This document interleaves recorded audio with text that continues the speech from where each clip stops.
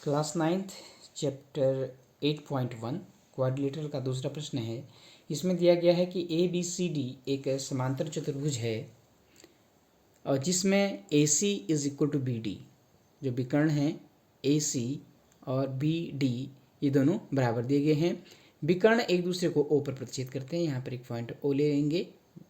तो हमें सिद्ध करना है कि जो ए बी सी डी है वो है एक आयत है।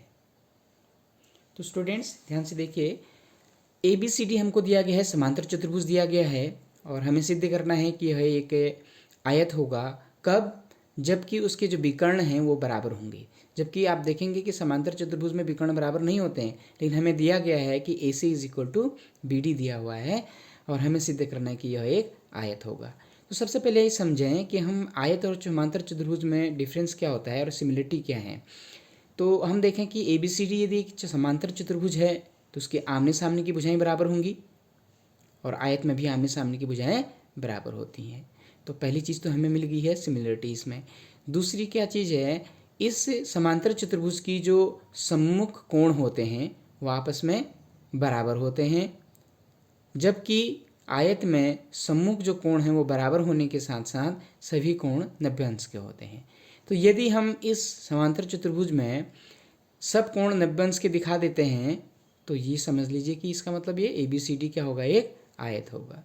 तो चलिए, तो सबसे पहले हमें दिया गया है कि ए बी सी डी एक समांतर चतुर्भुज है, तो इसके आमने सामने की भुजाएं बराबर होंगी, जिसमें A D is equal to B C और A B is equal to D C होगा।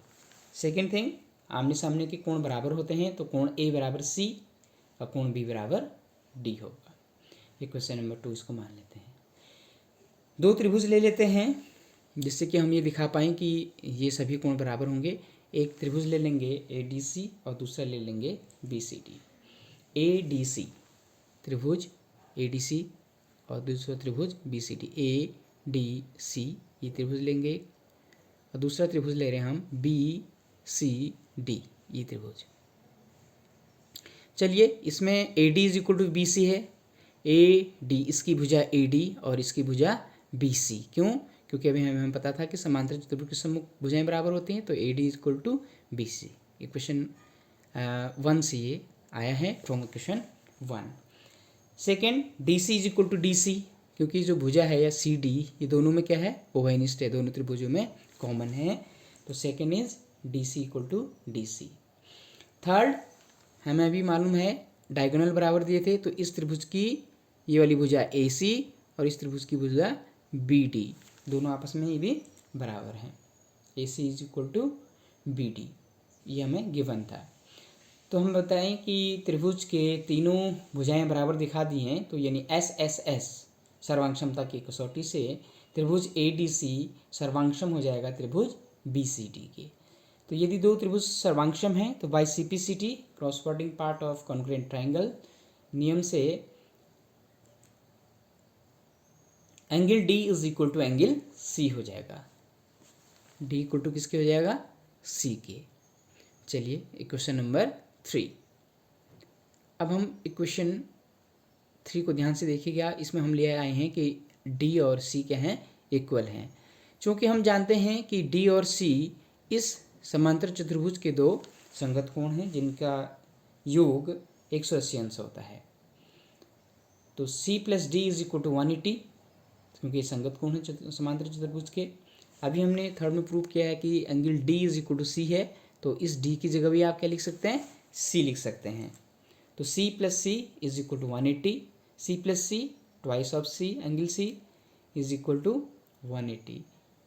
तो angle C is equal to 90। क्योंकि हमने अभी सी 90 प्रूव कर लिया है तो सी डी के बराबर है, तो so D is equal to also 90 degree हो जाएगा। अब समीकरण नंबर 4। समीकरण 2 में देखिए आप, ए किसके बराबर है, सी के बराबर है। तो अगर सी 90 डिग्री आया है तो ए भी 90 डिग्री हो जाएगा। अब बी किसके इक्वल है, डी के इक्वल है और डी हमारा फिर से 90 आया है, तो बी इक्वल टू बी कितना हो गया, प्रूफ 90। इट मीन्स समीकरण 2 और 4 से क्या हो गया, A equal to B equal to C equal to D equal to 90 degree. तो हमने ये प्रूव कर लिया है कि समांतर जो चतुर्भुज ABCD था उसके चारों के चारों एंगल इक्वल हैं और 90 डिग्री के हैं। और इक्वेशन नंबर 1 में हमने क्या प्रूव किया था कि उसके समूह भुजाएं बराबर हैं। तो आयत किसे कह रहे हैं हम? आयत एक ऐसा चतुर्भुज है जिसकी समूह भुजाएं बराबर होती हैं और प्रत्येक कोण 90 अंश का होता है। तो हमने ये प्रूव कर दिया इक्वेशन 1 एंड 5 से। तो फ्रॉम इक्वेशन 1 एंड 5 ABCD एक आयत है क्योंकि उसकी समूह भुजाएं बराबर हो गई हैं और प्रत्येक जो कोण है अंतः कोण है वह 90 अंश का है, इसलिए ABCD क्या हो गया? एक आयत है।